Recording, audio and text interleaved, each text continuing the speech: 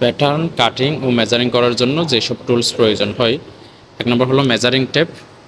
Measuring tape সাধারণত আমরা যেটা মাপের ফিতা বলতে ব্যবহার করি মাপ নেওয়ার জন্য, সাধারণত মাপ নেওয়ার জন্য এবং প্যাটার্ন তৈরি করা ও কাপড় কাটার সময় মেজারিং টেপ ব্যবহৃত হয়। এটার একদিকে 1 ইঞ্চি থেকে 60 ইঞ্চি পর্যন্ত, অপরদিকে 1 সেন্টিমিটার থেকে 150 সেন্টিমিটার পর্যন্ত দাগ কাটা থাকে। আবার স্টিলের তৈরি বিভিন্ন সাইজের মেজারিং টেপও ব্যবহার করা হয়। আসলে মাপের ফিতা দুই ধরনের হয়, একটা ফিতা জাতীয় যেটা গোলানো যায়, আর একটা হলো যে শক্ত যেটা স্টিলের তৈরি।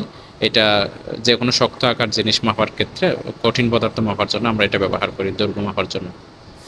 স্কেল স্কেল বলতে সাধারণত আমরা কয়েক ধরনের স্কেল পেয়ে থাকি। এর মধ্যে হচ্ছে প্যাটার্ন পেপারের উপর নকশা অঙ্কনের সময় এবং বিভিন্ন সময় মাপ নেওয়ার জন্য স্কেল ব্যবহৃত হয়। স্কেলের এক পাশে ইঞ্চি ও অন্য পাশে সেন্টিমিটারের দাগ কাটা থাকে।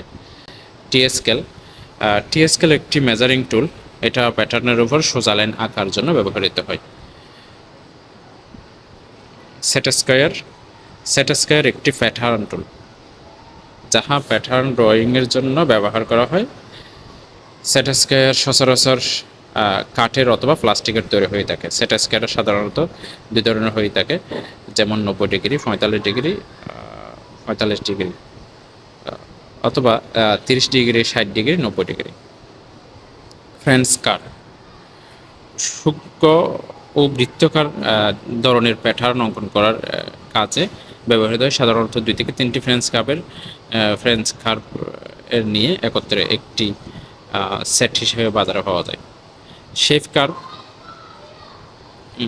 এটি কাঠের অথবা প্লাস্টিকের তৈরি হয়ে থাকে। পোশাকের প্যাটার্ন তৈরির জন্য মানবদেহের যেসব স্থানের শেপের প্রয়োজন হয়, যেমন হিপের, কোমর শেপের জন্য এই ধরনের শেপ কার্ভ ব্যবহার করা হয়। Pencil, eraser, sharpener, tracing wheel, নস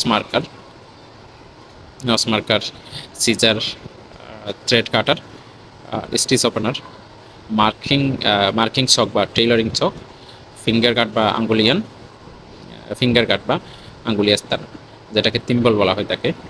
একই সাথে একটা হচ্ছে কম্বিনেশন প্লায়ার্স, স্ক্রুড্রাইভার, অ্যালেন কিসেট যেটা মেশিনের যন্ত্রপাতি কাজ করার ক্ষেত্রে প্রয়োজন হয়। হ্যামার, ওপেন অ্যান্ড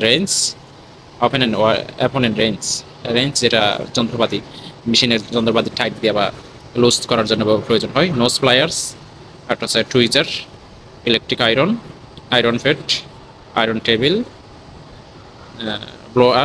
ব্লোয়ার যেটা দিয়ে বায়ু প্রবাহিত করা হয় মূলত, অথবা পরিষ্কার করার ক্ষেত্রে, ধুলাবালি পরিষ্কার ক্ষেত্রে এটি ব্যবহার করা হয়ে থাকে।